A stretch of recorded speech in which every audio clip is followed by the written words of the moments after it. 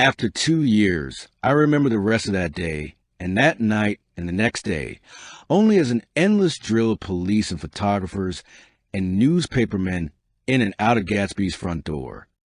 A rope stretched across the main gate, and a policeman by it kept out the curious. But little boys soon discovered that they could enter through my yard, and there were always a few of them clustered open-mouthed about the pool.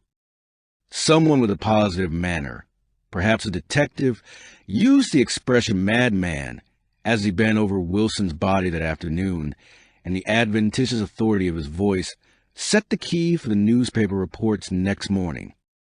Most of those reports were a nightmare, grotesque, circumstantial, eager, and untrue.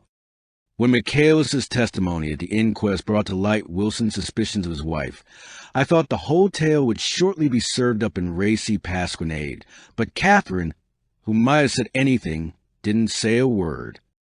She showed a surprising amount of character about it, too, looked at the coroner with determined eyes under that corrected brow of hers, and swore that her sister had never seen Gatsby, that her sister was completely happy with her husband, which her sister had been into no mischief whatever.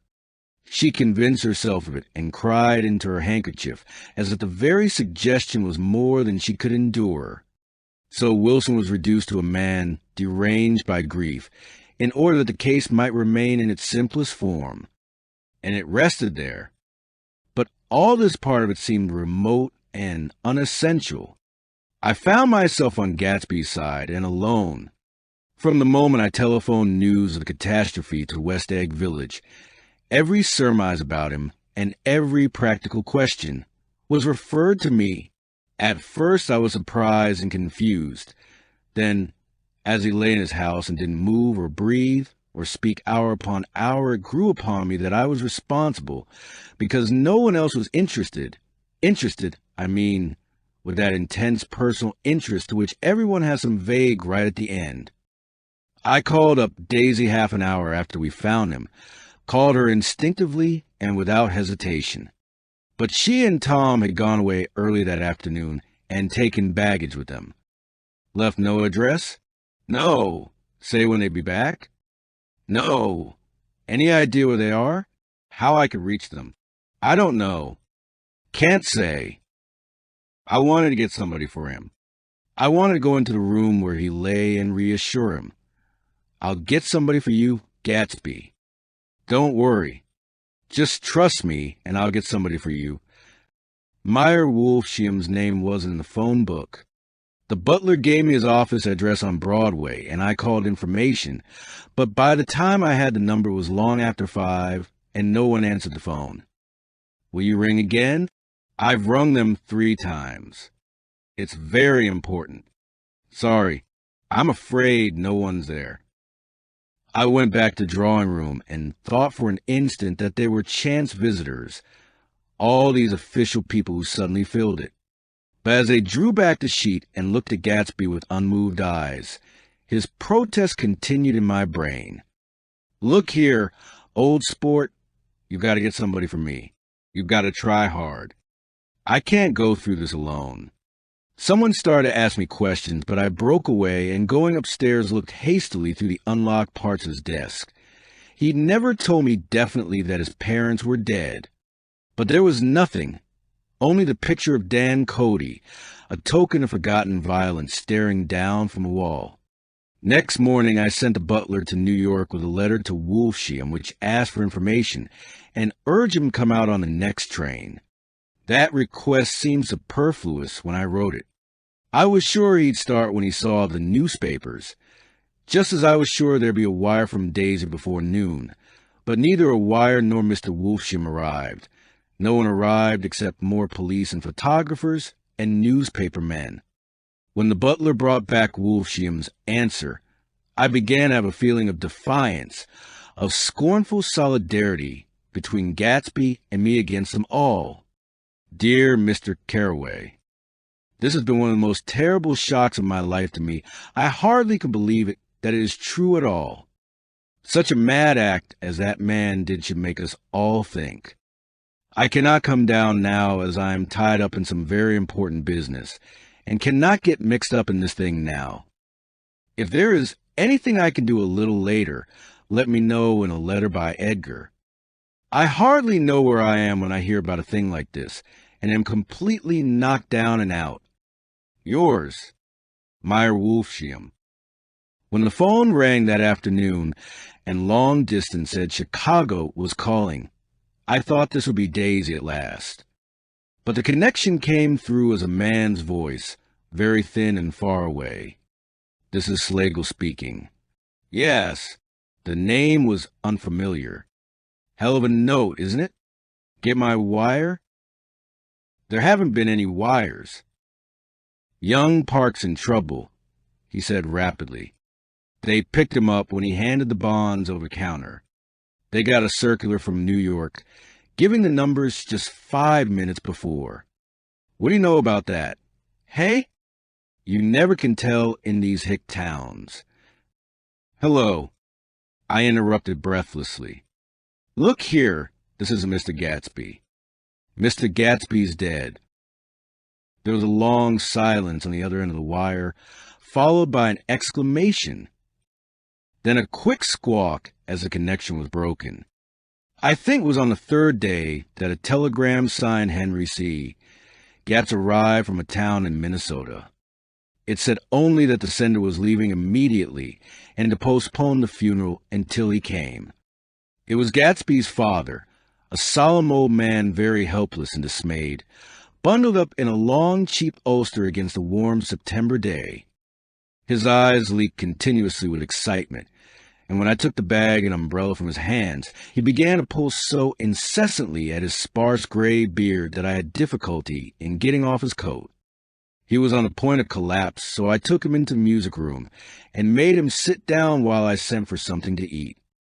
But he wouldn't eat, and the glass of milk spilled from his trembling hand. I saw it in the Chicago newspaper, he said. It was all in the Chicago newspaper. I started right away. I didn't know how to reach you. His eyes, seeing nothing, moved ceaselessly about the room. It was a madman, he said. He must have been mad. Wouldn't you like some coffee? I urged him. I don't want anything. I'm all right now, Mr. Carraway. Well, I'm all right now. Where they got Jimmy? I took him into the drawing room where his son lay and left him there.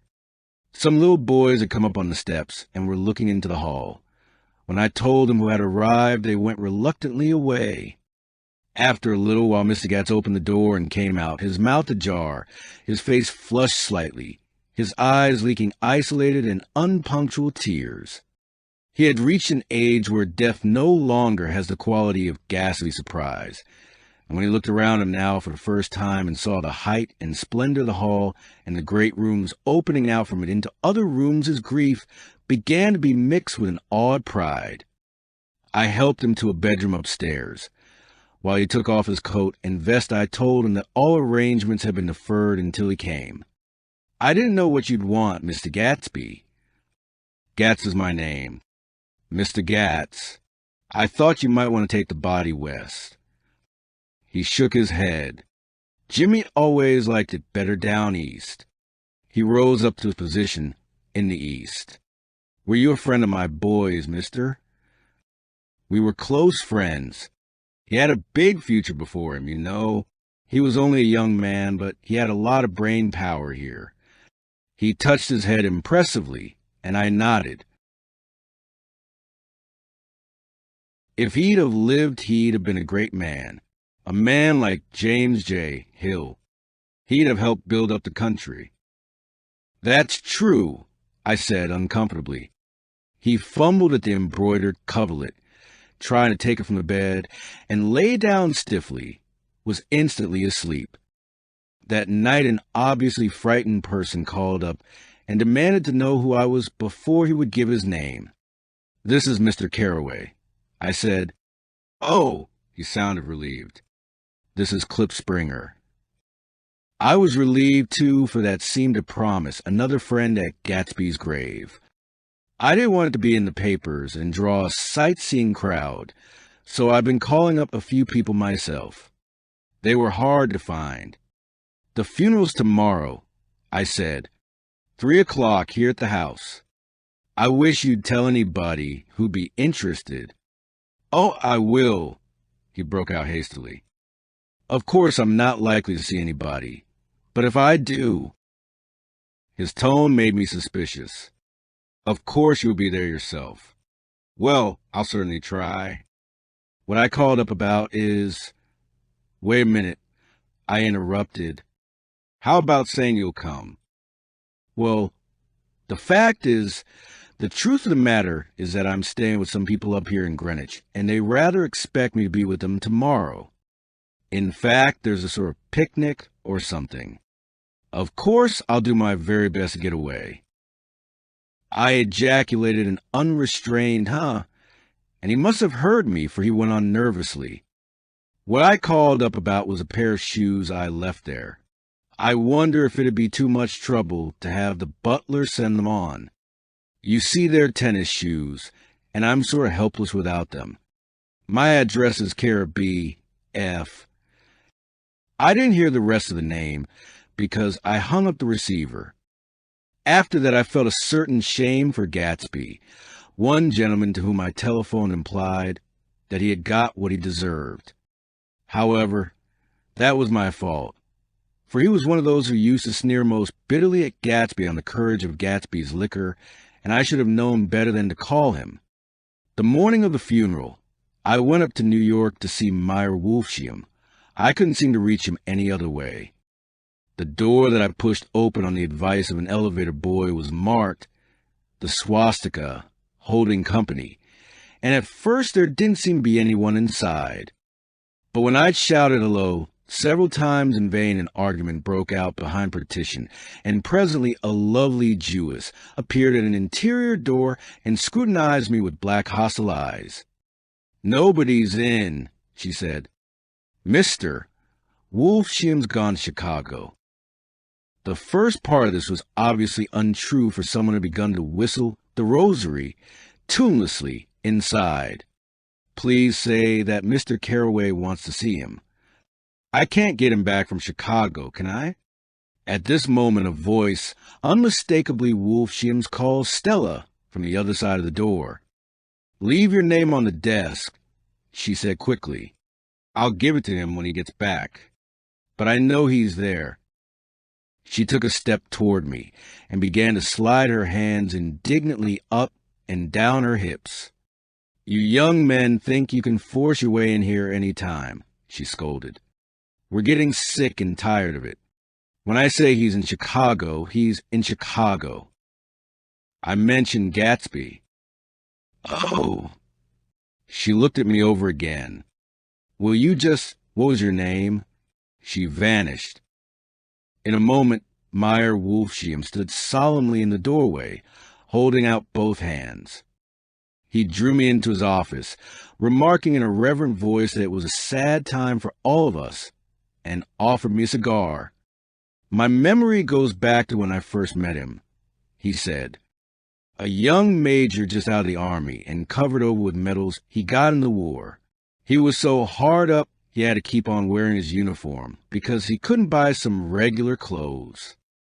First time I saw him was when he come into Weinbrenner's pool room at 43rd Street and asked for a job. He hadn't eaten anything for a couple of days. 'Come on, have some lunch with me,' I said. He ate more than $4 worth of food in half an hour." "Did you start him in business?" I inquired. "Start him? I made him." "Oh." "I raised him up out of nothing, right out of the gutter.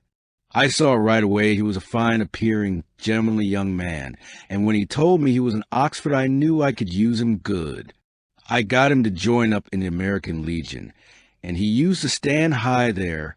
Right off he did some work for a client of mine up to Albany. We were so thick like that in everything.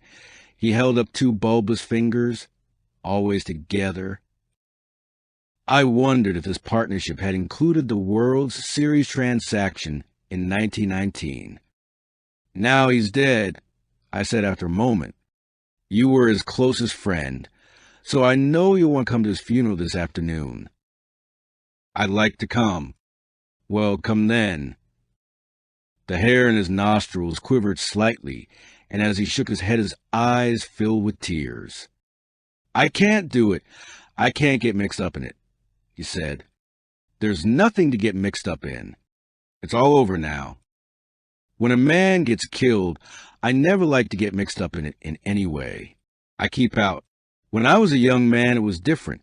If a friend of mine died, no matter how, I stuck with him to the end. You may think that's sentimental, but I mean it to the bitter end.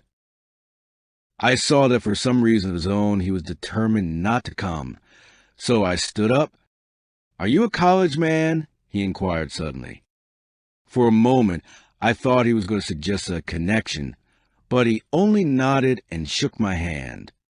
Let us learn to show our friendship for a man when he is alive, and not after he is dead, he suggested.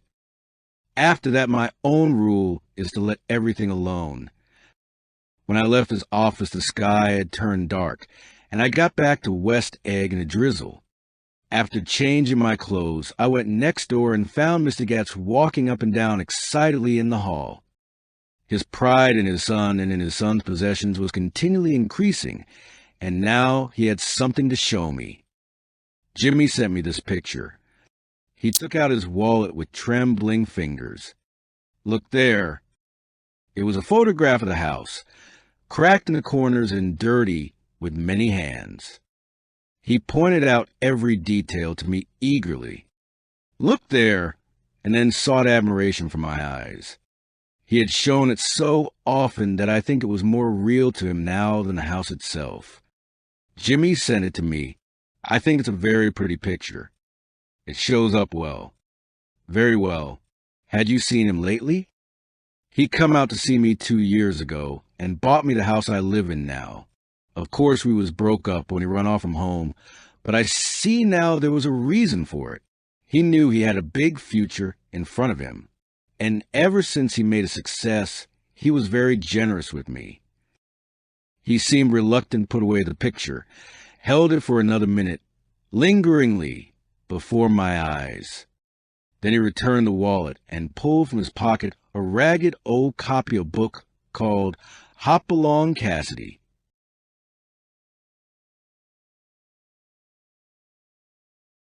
Look here, this is a book he had when he was a boy. It just shows you. He opened at the back cover and turned it around for me to see. On the last flyleaf was printed the word schedule and the date September 12th, 1906. And underneath, rise from bed. 6 o'clock a.m. dumbbell exercise and wall scaling. 6:15 to 6:30 a.m. study electricity, etc. 7:15 to 8:15 a.m. work.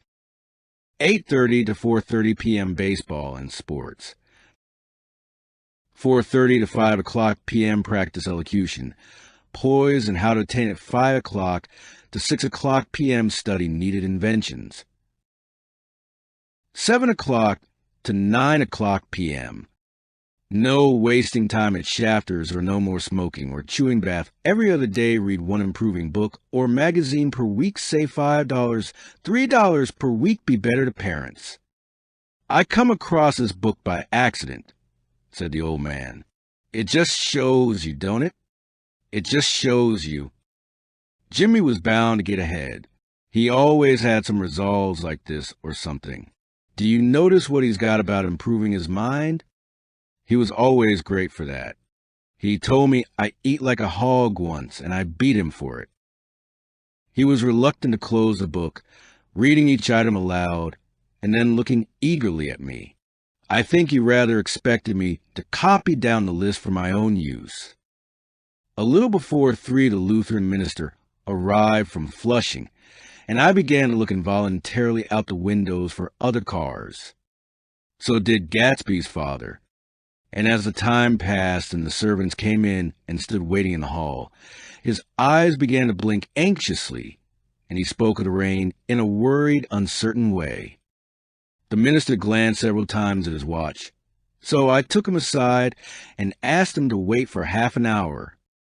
But it wasn't any use. Nobody came. About 5 o'clock, our procession of 3 cars reached the cemetery and stopped in a thick drizzle beside the gate. First a motor hearse, horribly black and wet. Then Mr. Gatz and the minister and I in the limousine, and a little later, 5 servants and the postman from West Egg and Gatsby station wagon, all wet to the skin.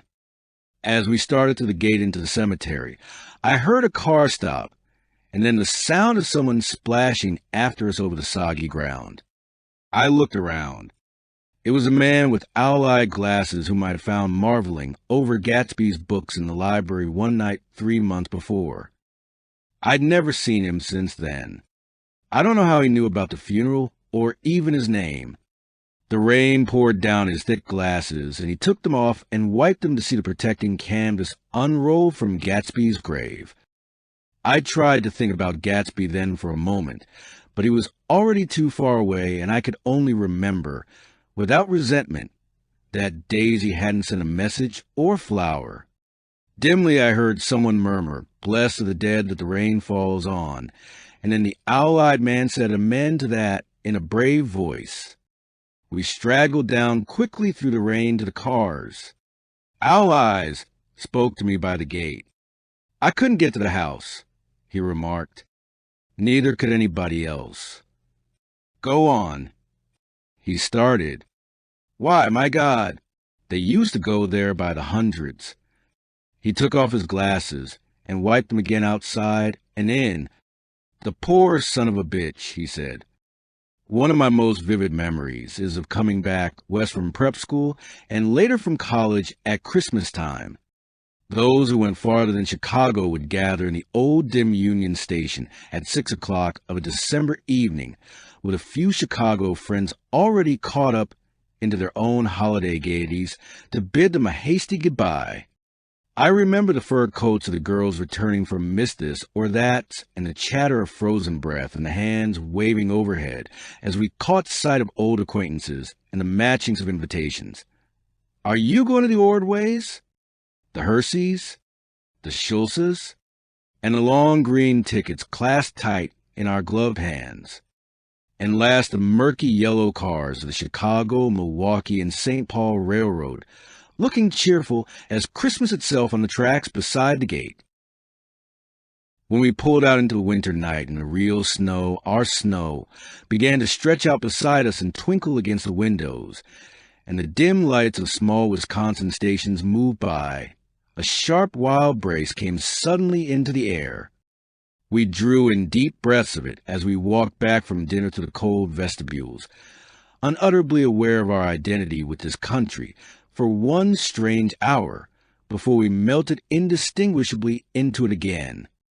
That's my Middle West, not the wheat or the prairies or the lost Swede towns or the thrilling, returning trains of my youth and the street lamps and sleigh bells in the frosty dark and the shadows of holly wreaths thrown by lighted windows on the snow. I am part of that, a little solemn with the feel of those long winters, a little complacent from growing up in the Caraway house in the city, where dwellings are still called through decades by a family's name. I see now that this has been a story of the West. After all, Tom and Gatsby, Daisy and Jordan and I were all Westerners, and perhaps we possessed some deficiency in common, which made us subtly unadaptable to Eastern life. Even when the East excited me most, even when I was most keenly aware of its superiority to the bored, sprawling, swollen towns beyond the Ohio, with their interminable inquisitions which spared only the children and the very old, even then it had always to me a quality of distortion. West Egg especially still figures in my more fantastic dreams. I see it as a night scene by El Greco, 100 houses, at once conventional and grotesque, crouching under a sullen, overhanging sky and a lustreless moon. In the foreground, 4 solemn men in dress suits are walking along the sidewalk with a stretcher on which lies a drunken woman in a white evening dress.